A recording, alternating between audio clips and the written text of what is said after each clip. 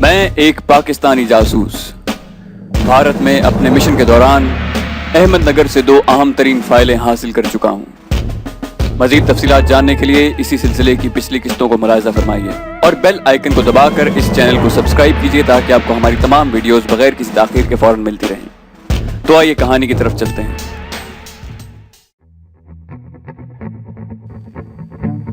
अहमदनगर से दिल्ली पहुंचने के बाद पहले दिन मैंने अपने होटल में गुजारा और अपने तमाम साथियों को अगले रोज एक रेस्टोरेंट में मिलने को कहा। अगले दिन शाम को जब मैं रेस्टोरेंट में पहुंचा तो ट्रांसमीटर वाला साथी पहले से वहां मौजूद था। मैंने मुख्तसरन उसे बताया कि मैं अपने मिशन में कामयाब लौटा हूं। मैंने बाकी साथियों के मुताल्लिक तफसील से पूछा तो उसने बताया कि मेरी गैर मौजूदगी में उन्होंने काफी मुफीद मालूमात इकट्ठी कर ली थी।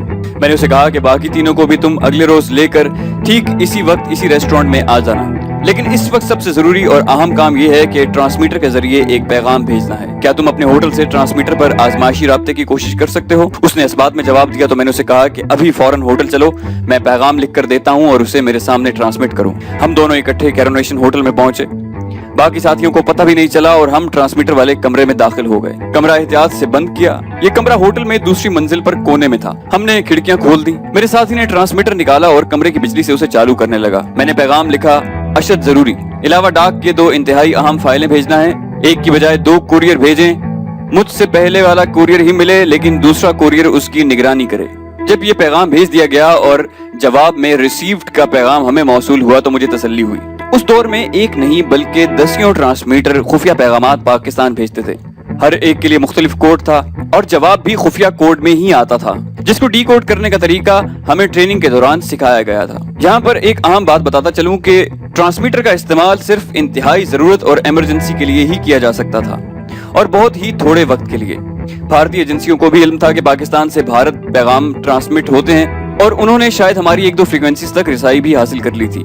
इसीलिए ट्रांसमीटर के इस्तेमाल में इंतहाई एहतियात बरतनी लाजमी थी। भारत के पास ऐसे आलात भी थे जिससे ट्रांसमीटर की लोकेशन का भी पता चलाया जा सकता था।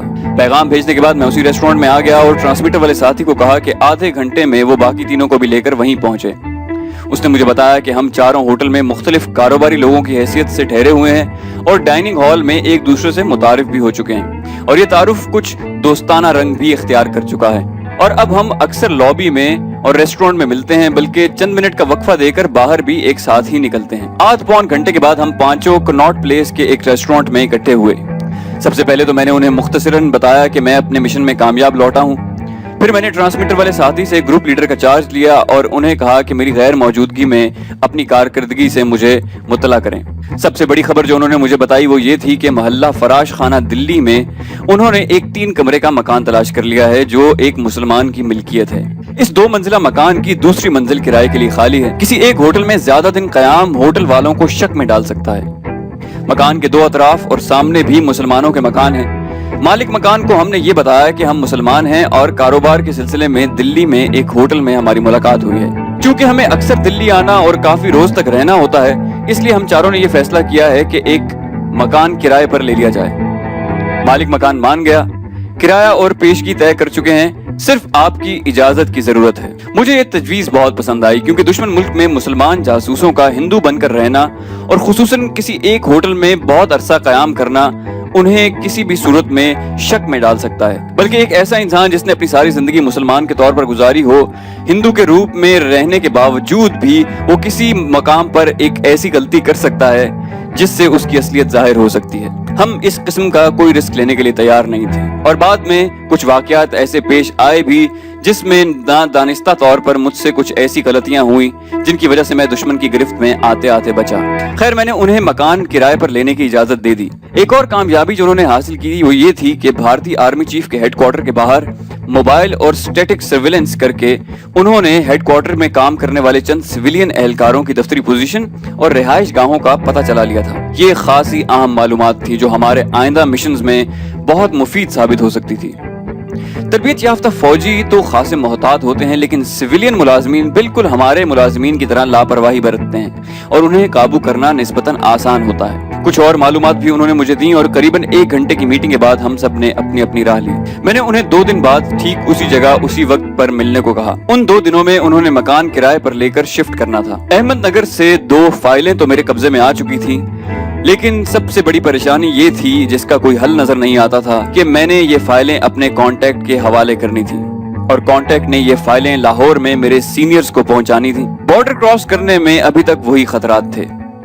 اگر خدا نخواستہ کانٹیکٹ پکڑا جاتا تو اتنی عام معلومات جن کی نہ صرف پاکستان کو بہت ضرورت تھی بلکہ جن کے حصول کے لیے میں نے اپنی جان جوکھوں میں ڈالی تھی اپنی منزل تک نہ پہنچ پاتی۔ ان دنوں فوٹو اسٹیٹ صرف مغربی ممالک میں تھا۔ میرے پاس نہ تو کوئی کیمرہ تھا اور نہ ہی اتنی سکت کہ میں کوئی قیمتی کیمرہ خرید سکتا جس سے میں ان فائلوں کی تصویریں لے سکتا۔ بہت سوچ کر میں نے فیصلہ کیا کہ ہے تو دقت طلب کام لیکن فائلیں کانٹیکٹ کو دینے سے پہلے ضرور پورا کرنا پڑے گا۔ پاکستان میں اپنی ملازمت کے دوران ہماری کمپنی سے ایک ہفت روزہ شائع ہوتا تھا جو فوٹو آف سیٹ پر چھپتا تھا۔ رسالے میں چھپنے کے لیے جو تصویریں ہم دیتے تھے انہیں فوٹو فلم پر منتقل کیا جاتا تھا۔ فوٹو فلم بالکل نیگیٹو کی طرح ہوتا ہے جس کے آر پر دیکھا جا سکتا ہے لیکن اس کی تصویر پازیٹیو ہوتی ہے اور وہی فوٹو فلم چھپائی کے لیے استعمال ہوتا ہے۔ اب مجھے کسی ایسے اخبار یا رسالے کی تلاش تھی جو دلی سے فوٹو آف سیٹ پر چھپتا ہو۔ میں ایک بک سٹال پر گیا اور مختلف اخبار اور رسالے دیکھنے شروع کیے اور کچھ دیر کے بعد مجھے ایک مشہور فلمی ماہنامہ ملا جو آف سیٹ پر چھپتا تھا۔ میں نے اس رسالے کا ایڈریس نوٹ کیا اور اس کے دفتر میں جا پہنچا۔ بجائے مالکان اور چیف ایڈیٹر سے ملنے کے میں ایک چپراسی کے ذریعے کاتبوں کے کمرے میں گیا اور ایک کاتب سے جو شکل سے مسلمان لگتا تھا فوٹو فلم بنانے والے کا پوچھا۔ اس نے اس کا نام اور پتہ بتا دیا۔ یہ دفتر کا ملازم نہ تھا بلکہ اس کی اپنی دکان اور اپنے آلات تھے اور یہ مختلف رسالوں اور اخبارات کے لیے فوٹو فلم بناتا تھا۔ میں اس کے پاس پہنچا اور ارجنٹ فوٹو فلم بنانے کی بات کی۔ میری دونوں فائلوں میں 200 سے زیادہ صفحات تھے۔ میں نے اسے سائز بتایا تو اس نے کہا کہ بجائے فل سائز کے آپ پوسٹ کارڈ سائز میں بنوا لیں تو لاگت بھی کم آئے گی اور وقت بھی نسبتاً کم صرف ہوگا۔ میں نے اسے اس رقم سے زیادہ دینے کا وعدہ کیا لیکن 2 شرائط کے ساتھ۔ ایک تو یہ کہ زیادہ سے زیادہ 48 گھنٹے میں تمام کام ختم کرنا ہوگا اور فوٹو فلم بنانے کے دوران میں موجود رہوں گا۔ پیسوں کی لالچ میں اس نے دونوں باتیں مان لی۔ اس کے 3 اسسٹنٹ بھی تھے جنہیں اس نے روک لیا۔ میں فوراً ہوٹل میں آیا، فائلوں میں سے کاغذات نکال کر ان پر نمبر لگائے اور اس کے اسٹوڈیو میں جا پہنچا۔ میں نے فائل کا ایک کاغذ اپنی نگرانی میں ریڈیوس کرایا اور فلم بننے کے تمام مرحلوں میں وہاں موجود رہا۔ غرض ہے کہ جب تک ان میں کام کرنے کی سکت تھی وہ کام کرتے رہے۔ کاغذات کو ریڈیوس کرنے کا مرحلہ سب سے پہلے طے کر کے کاغذات اپنے قبضے میں کیے، باقی مراحل بعد میں طے کیے۔ جو باقی رہ گیا اسے اگلے دن مکمل کیا۔ نہ انہوں نے مجھ سے پوچھا کہ کاغذات کس قسم کے ہیں اور میں اتنی تعداد میں فوٹو فلم کیوں بنوا رہا ہوں اور نہ ہی میں نے انہیں کچھ بتایا۔ یہ سارا کام محض پیسے کے زور پر ہو گیا۔ میں نے تمام فوٹو فلم ترتیب وار ایک ڈبے میں رکھے اور فائلوں کے کاغذات کو بھی دوبارہ ترتیب دے کر فائل میں لگا دیا اور دونوں فائلوں کو پلاسٹک میں اس طرح باندھ دیا کہ پانی میں گرنے سے وہ خراب نہ ہو۔ مکمل واٹر پروفنگ کرنے کے بعد میں نے انہیں جوٹ کے ایک تھیلے میں رکھ کر سی دیا۔ اب میں مطمئن تھا کہ اول تو انشاءاللہ یہ فائلیں بحفاظت میرے سینئرز تک پہنچ جائیں گی اور اگر خدا نخواستہ نہ پہنچی تو ان کی فوٹو فلم میرے پاس موجود ہے جو میں کسی اور ذریعے سے پاکستان پہنچانے کا انتظام کر سکتا ہوں۔ میں نے خفیہ روشنائی سے احمد نگر میں مشن کی کامیابی اور مزید معلومات تحریر کی۔ وقت مقررہ پر میرے ساتھی اسی ریسٹورانٹ میں مجھے ملے۔ وہ مکان شفٹ کر چکے تھے۔ کچھ فرنیچر انہیں مالک مکان نے دیا اور کچھ انہوں نے خرید لیا۔ میں نے اپنی ڈاک میں اپنے اخراجات کی تفصیل بھی لکھ دی۔ مجھے اور میرے ساتھیوں کو مزید رقم کی ضرورت تھی کیونکہ اب مجھے دلی میں اونچے طبقے کے لوگوں سے میل جول بڑھانا تھا اور میرے ساتھیوں کو بھی اپنے مشن کی تکمیل کے لیے آگے بڑھنا تھا۔ ہم سب کو اب کانٹیکٹ کی آمد کا انتظار تھا۔ کانٹیکٹ کی آمد میں صرف 2 دن رہ گئے تھے۔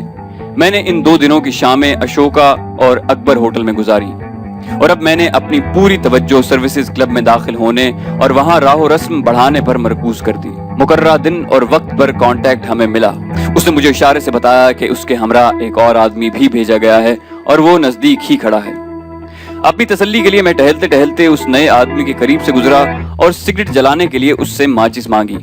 جواباً اس نے کہا کہ ماچس تو لیجئے لیکن ایک سگریٹ آپ مجھے دیں۔ یہ ہمارا نئے آدمی کے لیے مستقل کوڈ تھا۔ صحیح جواب ملنے پر میں نے اسے سگریٹ دیا اور اپنا سگریٹ سلگا کر ٹہلتے ٹہلتے واپس آ گیا۔ میں نے اپنے ایک ساتھی کو اشارہ کیا جو مجھ سے کچھ فاصلے پر کھڑا تھا۔ وہ میرے سامنے سے گزر کر دوسری جانب کھڑا ہو گیا جہاں سے کانٹیکٹ اسے دیکھ نہیں سکتا تھا۔ ڈاک اس کے پاس تھی۔ میں نے کانٹیکٹ سے اپنی ڈاک لی اور اسے کہا کہ اس جانب چلے جہاں میرا ساتھی کھڑا تھا۔ پیچھے پیچھے میں بھی چل پڑا۔ ادھر کانٹیکٹ کا ساتھی بھی فاصلہ رکھ کر اس کے پیچھے چل پڑا۔ मैंने अपने साथी के पास से गुजरते हुए डाक उसे थमाई और भेजने वाली डाक का पैकेट उससे ले लिया। मेरा साथी फौरन किसी की नजरों में भी आए बगैर वहां से गायब हो गया और मैं डाक का पैकेट लिए कांटेक्ट के पास पहुंचा। आगे पीछे देखकर एहतियात से मैंने पैकेट उसके हवाले किया। इससे पहले मैं कांटेक्ट को अगली मुलाकात के लिए नई जगह, दिन और वक्त बता चुका था। पैकेट लेकर कांटेक्ट फौरन वहां से चल पड़ा और मैंने देखा कि उसका हमराही कुछ फासला देकर उसके पीछे जा रहा है। मैं दिल्ली की गुंजान आबादी में कांटेक्ट से सीधे तौर पर भी मिल सकता था और डाक का तबादला कर सकता था, लेकिन किसी भी खतरे के इम्कान को पेश नजर रखकर ये एहतियाती तदाबीर इख्तियार करनी पड़ती हैं। बहरहाल ये मरहला बखैर व आफियत तय हुआ। डाक लेकर मेरा साथी मुकर्ररा जगह पर मुझसे पहले मेरा मुंतजिर था। मैंने डाक का पैकेट उससे लिया और अपने होटल में आ गया। डाक में कुछ नई हिदायत थी और 20,000 रुपए मेरे साथियों के लिए और 10,000 मेरे लिए थे। हमें रकम तो खासी मिल चुकी थी, लेकिन हमें एक एक पैसे का हिसाब भी रखना था।